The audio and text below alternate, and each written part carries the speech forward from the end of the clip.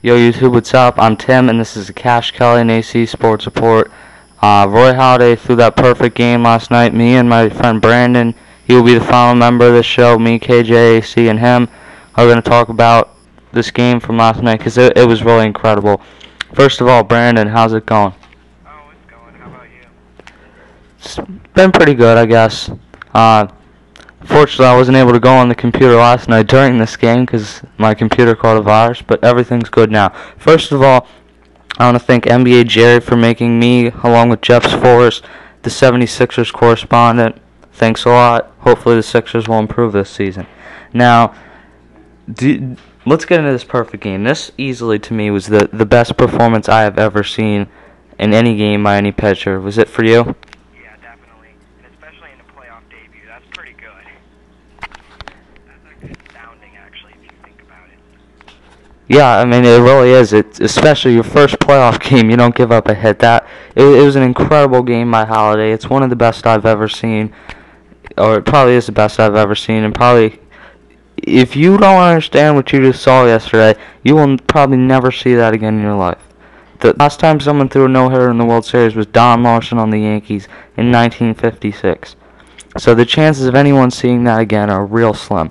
So not only did Halladay yesterday come big pitching, he had an RBI. He had a two-run single. He was amazing last night.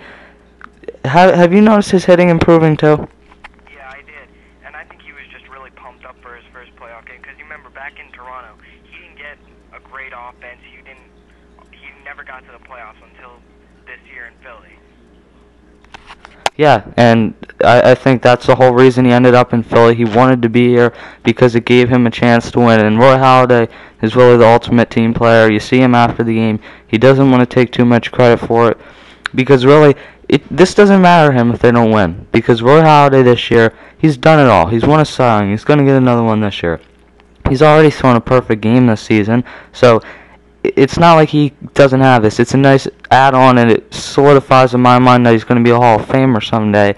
But Roy Halladay is all about a championship, and I've noticed that really pretty easily that Roy Halladay wants to win a championship this year. Doesn't it look like that to you, though, too? He deserves it. He showed it this year that he threw that perfect game. He wanted that.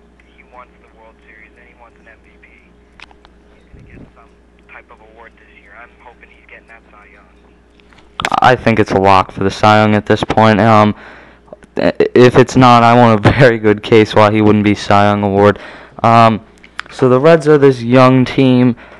Do you think at this point that this is going to kill them and they're just going to be done? Yeah, I think so, because now the Phillies' offense is going to be pumped up for the next couple games, and I think Oswalt and Hamilton are just going to sweep them and dominate them. Yeah, H2O is great. I never felt like they had a huge chance, but I didn't think they were going to get swept. And this day off in between is really big for me. It could either allow the Reds to just get rid of this in their mind, or maybe they'll end up thinking too much and doing even worse. Now, that's pretty hard to imagine, but Oswalt and Hamels, those are two really good pitchers as well. I mean, they just don't stack up well. They're a young team, and sometimes you need to go through that first playoff experience, don't you? Yeah, and as I was watching after the game, I noticed that one of the players on the Reds, he said, I think it was Cabrera, he said that the ump was on Roy Halladay's side, that's why he threw this no-hitter. I think that's a bunch of garbage, you just can't accept it. Yeah, that is a bunch of garbage. The only call that was even not a strike was that strike 3 to Scott Rowan in like the fourth inning. Around that time, third or fourth, I knew he was throwing that no-hitter because he had it in his eyes. He wasn't smiling when he got that hit, and that's why Philly loves him, because he doesn't want to just pitch well. He wants to go out there every game, throw 9 innings, a complete game shutout, and that really bodes well with Philly. If you look at it, Roy Halladay is the perfect player for Philly, and you're right. I mean, the people want to make a big deal about how the umps are bad this year, and they were terrible this year.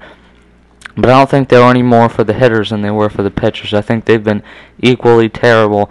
And I felt like last night he umped fine. Orlando Cabrera, I don't really know what game he was watching, because half the Reds were swinging and missing or hitting ground balls. There weren't, I mean, 8 strikeouts is a lot, but when you throw a no-hitter, you would expect a lot more.